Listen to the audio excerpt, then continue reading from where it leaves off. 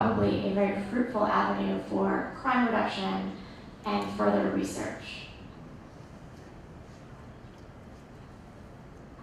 In the United States, when we speak to state legislatures and policymakers, these are the types of reforms that we think our data supports.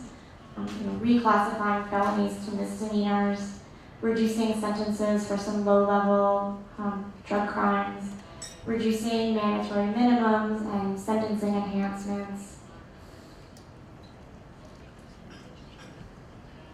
expanding treatment and reentry, and expanding parole and the likelihood of early release under supervision. So this report is a data-intensive report. So at the Brennan Center, we are a public policy think tank organization, but we also like to speak to policymakers and academics and practitioners about how the data in our research and in our reports can be used to improve the criminal justice system. One big question is there scientific reason to believe that holding millions of people in prison is cost effective? And when we say cost effective, we're not only talking about fiscal costs, we're also talking about social and moral costs. Why is America so punitive?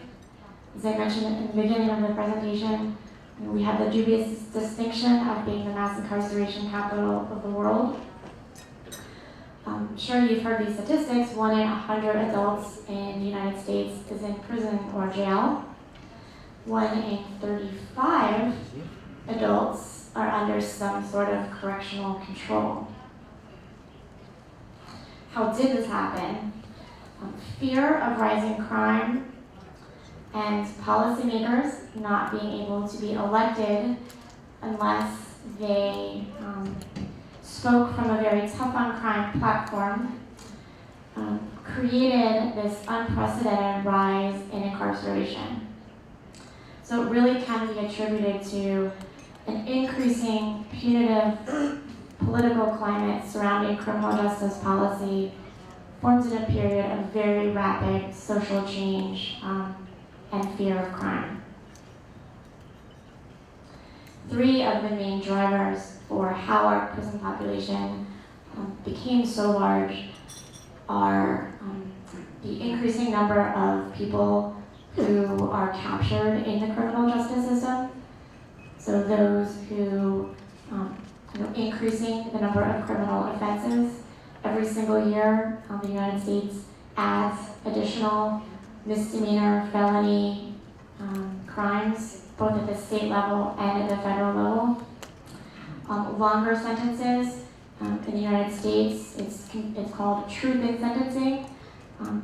In the 1990s, states were actually given monetary incentives by the federal government to guarantee that violent offenders would remain in prison for about 85% of their sentence.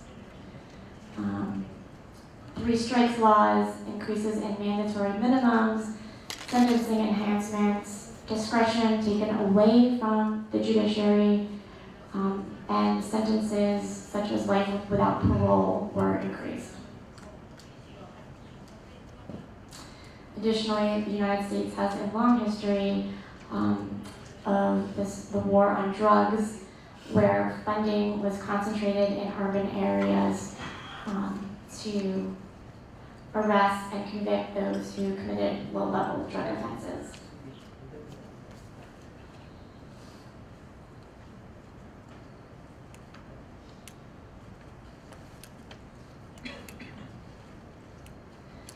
So what is the way forward? How can we best respond to crime? How can we have criminal justice policies that are both fiscally sound and morally sound, that reduce crime while also reducing incarceration?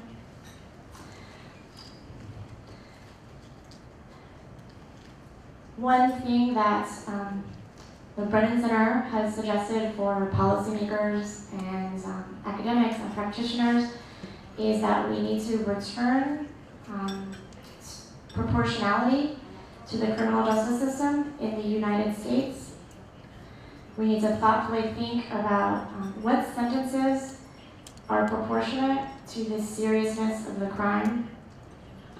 Are very long sentences, prison sentences, effective at reducing recidivism?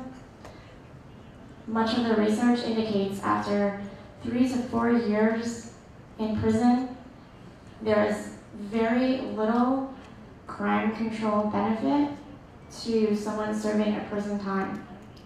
It's expensive. Prisons in the United States cost about $30,000 to $60,000 per year per prisoner, while a typical alternative to incarceration program, such as drug treatment, mental health treatment in the community, tends to run closer to $5,000 or $6,000 a year. So if you think about the fiscal costs, they're enormous, especially when we have very little research indicating that incarceration is effective at reducing crime or effective at really getting at the drivers of why someone commits a crime in the first place, which was half of the situations stems from drug or alcohol abuse or illness. So with all of this data, we are continuing to talk to policymakers and academics and practitioners about what this data means for criminal justice policy in the United States. And I'll close with what I think is a pretty significant statement that President Bill Clinton recently made about the crime bill that he presided over and signed in 1994 when crime rates had started to decline but were still significantly high.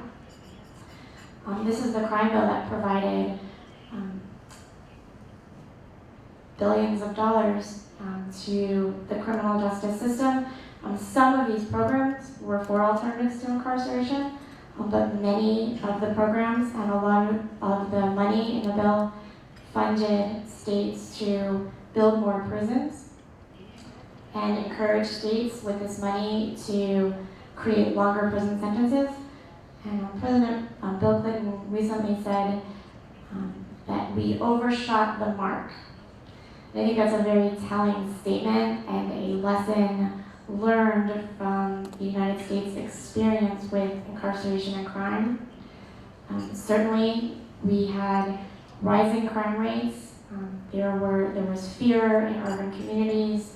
The United States needed to deal with its crime problem.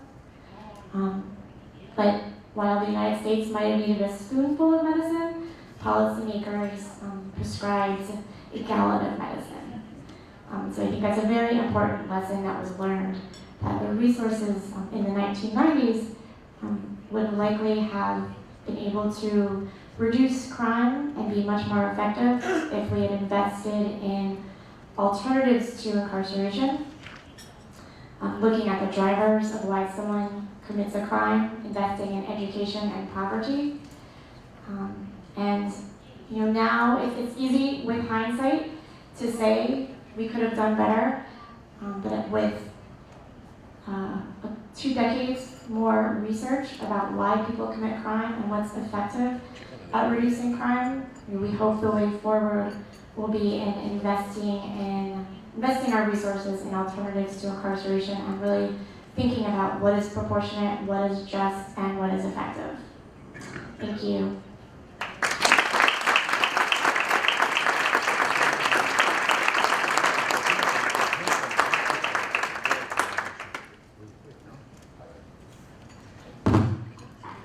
Muchísimas gracias, Lauren, por tu presentación. Ahora los invitamos a ver un pequeño video que nos va a presentar un poco la situación en Argentina y en América Latina, para luego continuar con las presentaciones de los comentaristas. Les recuerdo también que este es un buen momento para escribir las preguntas en papel o por Twitter, @Diálogo AR, que ese es nuestro nombre en Twitter, o escribirlas en el papel para luego formularlas al final de las presentaciones. Gracias.